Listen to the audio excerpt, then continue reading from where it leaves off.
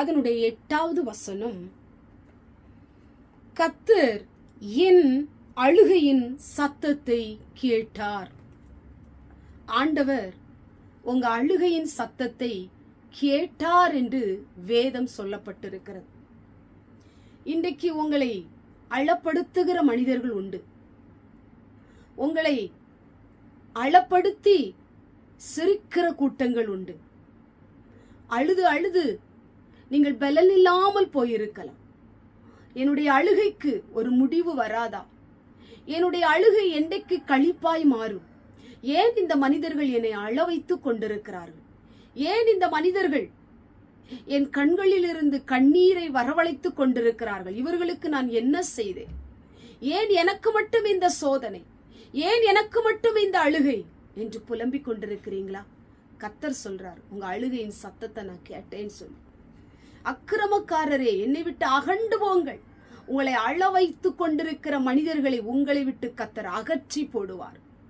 உங்களை மனம் கசந்து அழ வைக்கிற மனித கூட்டத்தை உங்களை விட்டு அகன்று போக பண்ணுவார்.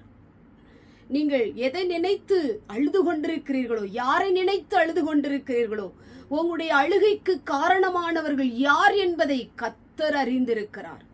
அவர்களெல்லாம் உங்களை விட்டு அகண்டு போகும்படி ஆண்டவர் உங்களுக்கு உதவி செய்ய போகிறார்.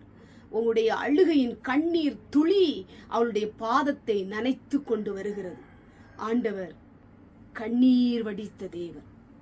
அவருக்கு கண்ணீர் என்றால் என்னது என்று தெரியும். ஆண்டவர் உங்க கண்ணீரை கர்த்தர் பார்க்கிறார்.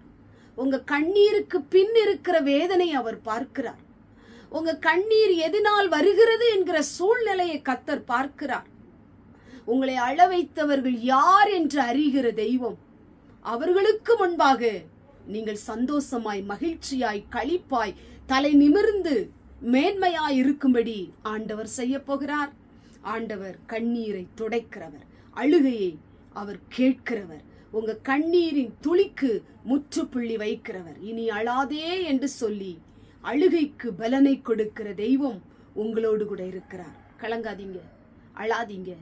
ஆண்டவர் உங்களுக்கு அற்புதம் செய்வார். கண்களை மூடி ஜெபம் பண்ணுவோம். எங்கள் பரிசுத்தமுள்ள நல்ல பிதாவே, கேட்டதான வசனத்தின் மூலமாய் அழுகையின் சத்தத்தை கேட்டார் என்று வேதம் சொல்லப்பட்டது போல நம்முடைய பிள்ளைகள் எந்த அளவுக்கு அழுது கொண்டிருக்கிறார்களோ, யார் இவர்களை அழ வைத்துக் கொண்டிருக்கிறார்களோ, அந்த சத்தத்தை கேட்கிற தெய்வம் நம்முடைய பிள்ளைகளுக்கு ஆசீர்வாதத்தை கட்டளையிட போகிற தயவுக்காய் ஸ்தோத்திரம்.